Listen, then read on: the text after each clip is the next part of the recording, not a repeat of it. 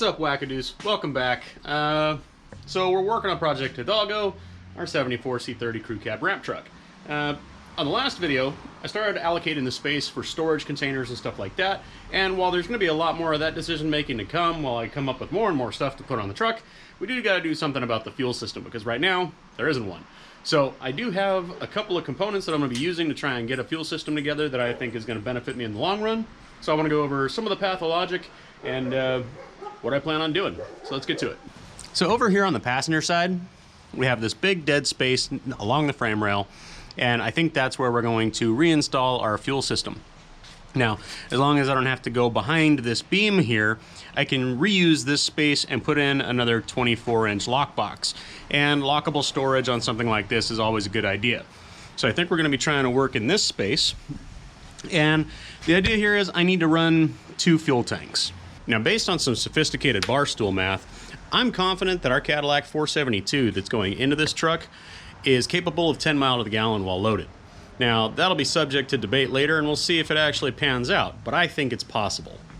With that in mind, that means that the stock saddle tank for our C30 at 20 gallons is going to give us about a 200-mile range. Now, most of the time, that's fine. But for the annual trip that I take to Reno every year, that might start putting some pressure on the distance between fuel stops or how many stops we have to make. So ultimately, it's going to be of benefit to me to have additional fuel on the truck. And that's where this guy comes in. So this is an 18-gallon tank out of an F100 that I happen to have lying around from a previous project. Now, it's not going to be used for anything, and it's still in good shape. So I think that's going to offer us a solution to the problem. Now, with the way my dash is configured, I have room for 1 fuel gauge, and I don't really intend on running a second one. So, the theory here is, by using an 18-gallon and a 20-gallon, I can just wait until my primary tank hits empty, and then hit the fuel pump and pump one tank into the other. That way, I'm basically making a really simple system compared to the original valve system that would have been on a truck that had dual tanks like this. So, in theory, I'm making it easier. We'll see if that pans out, but the idea is simple enough. I also scored 2 of these aircraft fuel caps, and they're relatively inexpensive, so this should serve the purpose just fine. They're flanged on the back and flat on the face, so I should be able to stick them right to the outside skin of the truck and make some fuel necks to go down in the tanks. The idea here is I'm going to put one right above the other. That way I can pump gas into both tanks at the same time from the same pump. That way I'm able to sneak up to a pump and fill up without being in the way with this big old truck. Now, I like to party as much as the next guy, but I'm also just a touch risk averse when it comes to welding on fuel components in a confined space. So the first thing I'm going to do is I'm going to take some plugs, I'm going to cap off anywhere where some fuel vapor is going to be able to escape this tank. This tank had fuel in it as recently as yesterday, and the last thing I want to do is have any vapors escaping while I'm trying to tack up these brackets to the frame rails. So that's going to happen first. I figured it was probably a good idea to go ahead and take a look at the fuel sending unit before putting everything up underneath the truck, because I'm running aftermarket gauges and it came with a fuel sending unit, which I'm glad I checked. The ohms resistance are totally different. So I need to go ahead and install that fuel sending unit now, because it's going to be hard to get to later. With that in mind, as soon as I took the other one out and I could actually see what was rolling around in the tank, I found a drill bit, 2 sticks, and a fuel sock that was absolutely about to fail. So I'm glad I did that. Well worth the extra couple of minutes. But I need to go ahead and get that other fuel sender stuck in this tank somewhere before I can move forward, just to save myself some heartache later. So I'll catch up with you guys when I figure out what the hell I'm doing. Okay, so here's the new fuel sending unit. And according to the paper that came with it, this is set up the way it's supposed to be. So now I just got to find a nice spot to punch a hole, put the new sending unit in there, clean up the old sending unit, because that is still going to be our fuel pickup, and jam it back in there. So I'll show you what that looks like. Okay, so I got my secondary fuel sender installed in the tank, and that was pretty simple. So this one in particular came with a chart as to at what depth the tank sits, how long the rod needs to be adjusted to, and so on and so forth. So then you drill an 1.5-inch hole, drop the thing in, throw a couple bolts in it, and you're good to go. So now that should be solved. But the other thing that I did was I took my original fuel sending and pickup unit, and I've done 2 things that are important here. I removed the original sending unit because it was no good. It was just extra stuff in the tank, so that's out of the way. The other thing is, this would have been normally a fuel vapor vent line, but in this case, because I'm going to have another fuel vapor vent line somewhere else on the tank, I've actually gone back and drilled this out from the underside and turned it into a fuel inlet, so I can pump my secondary tank into the primary tank using what would have originally been a vent line. So doesn't matter right now, but later on that'll make sense. For now, I gotta throw this back together and then we can mock up this tank. Okay, fuel tank 1 is in place. Let's take a look. Now initially I wanted the fuel necks to be down here. I don't know why, probably because I would have more space to run them out to the outside of the truck. But because of the way that things were gonna pan out, I kinda had to run them up at that end. So I've got my fuel neck up there, and I just made some quick brackets that are welded to the structure, and then I have a couple of brackets that come up underneath and go into the frame to keep it from swinging around. So I got these 3 heavy brackets that are 3/16 plate holding the weight of the tank, and then I'll have the brackets on the inside keeping it from swaying. So that should get us where we need to be with that one. But for now, I can work on trying to get that tank slung in on this side, and hopefully everything fits. All right, that about wraps it up for the day. So now we have our standard Chevy saddle tank that normally these large brackets that with the strap that goes around them would be coming off of the frame and hang out this way, and they cup underneath the tank. They're kind of an L shape, and they sit underneath the tank and then attached to the frame there, the tank sitting in the middle. But in this case, because I had to spin it around to try and put these brackets on some type of structure, I went ahead and I put these drops in place and tied them into my main runner here. That way, any of that force of the tank trying to pull down is pulling against this bar and this framing. Because obviously I don't have any way to tie it in from the center because we have our second tank behind it. I didn't realize how long the tank was, so I lost some of this real estate. So I'll have to see what I can use this for, if anything. But at least now, both tanks are in place, feels nice and solid, and both fuel necks are down here. So we'll have to see if I'm able to route them both and get them up next to the cab. So tomorrow I'll work on grinding all these welds and hopefully be able to shoot a little primer on that framing. I want to go ahead and shoot a piece of 3/16 strap from our outside rail into the frame, because back here there's not really any support tying it into the frame, and there is, if I try really hard, a little bit of flex there that can be brought in from the outside rail.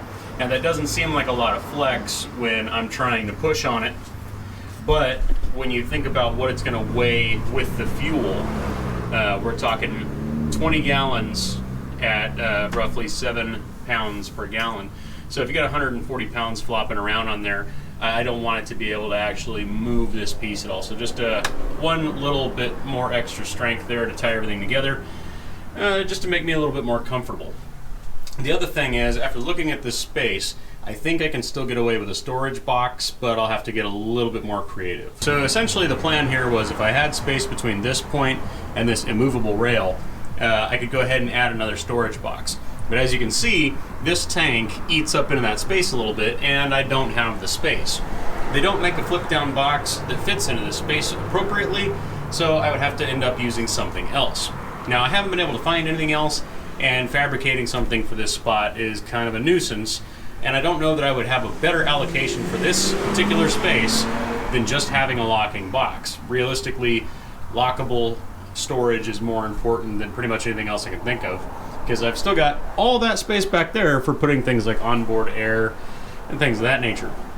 So what I think I'm going to end up doing is framing in this section, getting another storage box like the one I have on the other side, and then removing one corner so that it sits like this over the top of the tank and filling that corner back in. That's the best way I can think of to use this space. Realistically, you'll always need more storage.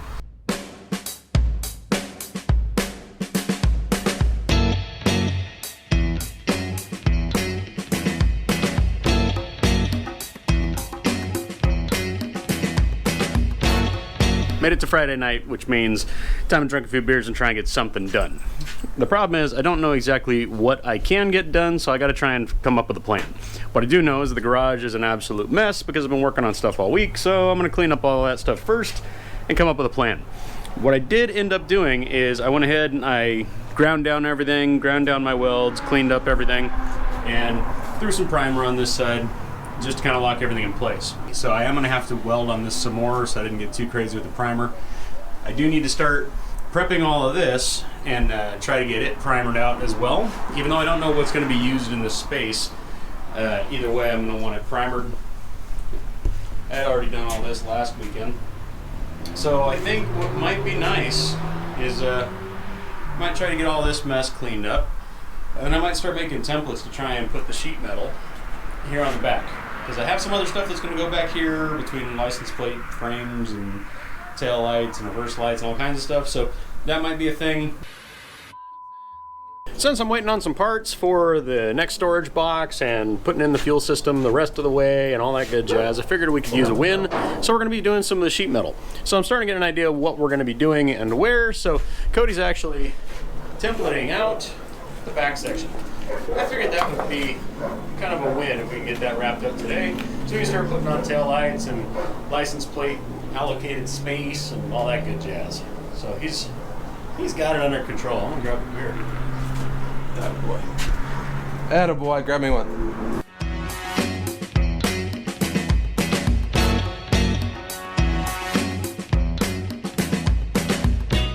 What are we doing?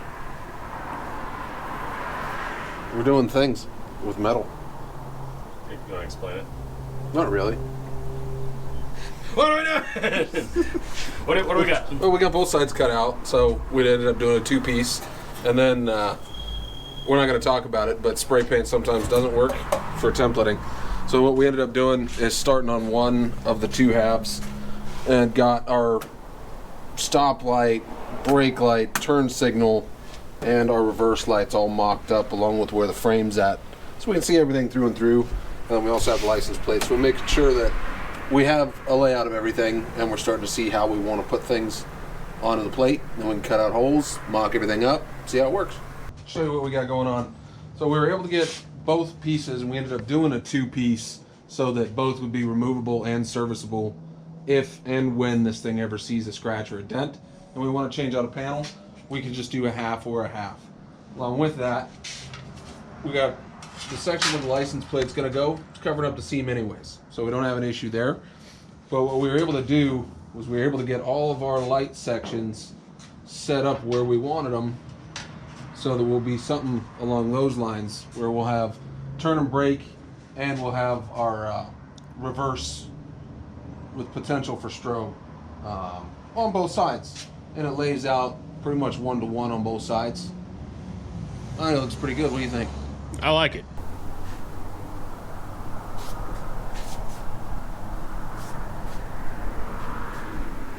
So what do we got? Well, we were able to get everything buttoned up. We finally got both pieces seamed up, got everything installed, including our whites and our tail lights all the way across. Everything looks good. Painted. It's finished, except for wiring, which it's a you problem.